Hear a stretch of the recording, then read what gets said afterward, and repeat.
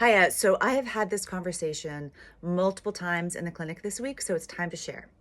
The seasonal shift into autumn is upon us, at least here in Maine.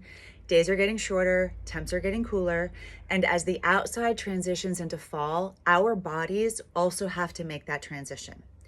Our energy runs much more superficially in the warmer months. And as the cool and the cold move in, our energy actually has to retreat back more deeply into our bodies.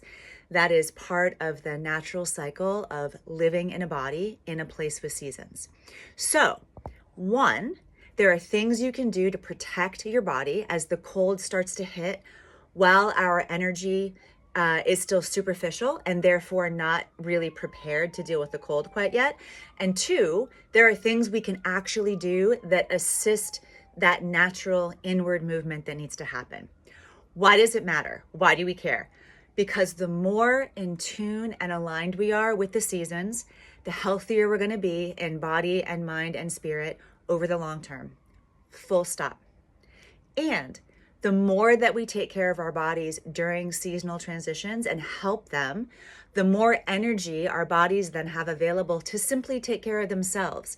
The less that seasonal transitions become, the seasonal transition becomes an added stressor that our body has to then deal with, along with everything else it has to deal with every day to keep us healthy and happy and alive. So this is not an exhaustive list by any stretch. We could do a whole training on this. I likely will someday, but just a couple of things to think about for now. Number one, tuck in your shirt. Wear a camisole or a tank top that's relatively tight fitting, that covers your belly and that covers your low back. Basically, you don't want to be feeling cold and drafty air on your abdomen and low back. There's lots of reasons why it's important to do this. It affects everything from digestion to fertility to menstrual issues, to our general vitality and longevity over the long term. Dry your hair. Please don't leave your house with wet hair anymore. And please don't hang out at home with wet hair if it's cool or cold in your home. Please don't go to bed with a wet head this time of year. Three, start thinking about a scarf. Keep your neck and your chest and your upper back warm, free from drafts and cold wind. In Chinese medicine, the lung is known as the delicate organ because of its susceptibility to environmental influences. We all understand that so many of the illnesses that we catch externally are respiratory illnesses.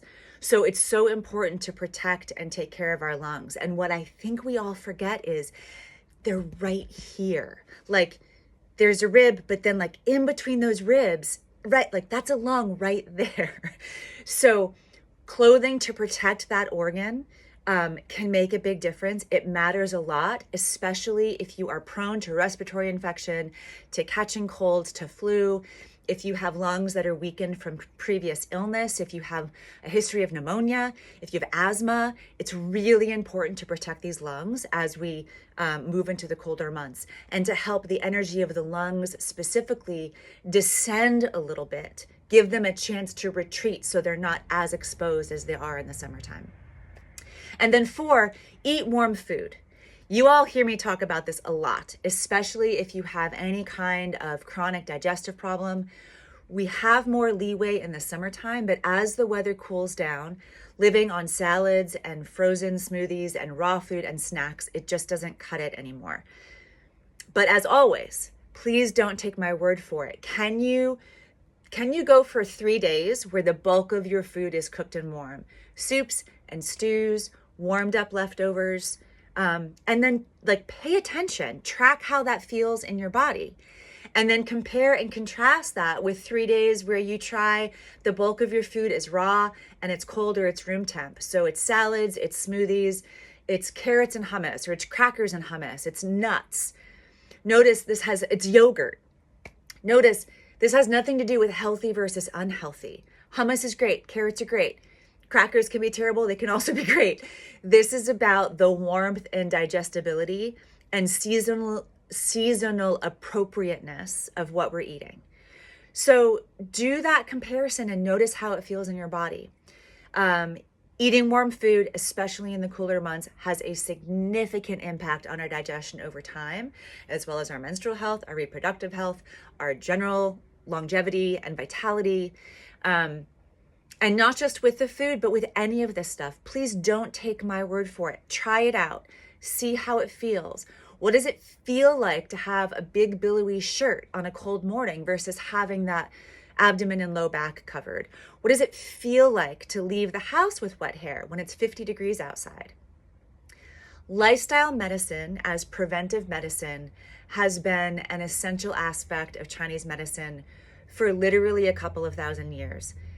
And it's not good because it's been around that long, but it's been around that long because it actually has real and present insight and impacts on our health over the long term. It can help us understand how we can actually take care of a body in a truly preventive way. So as we move into autumn, try these things out, see how they feel. Let me know how it goes.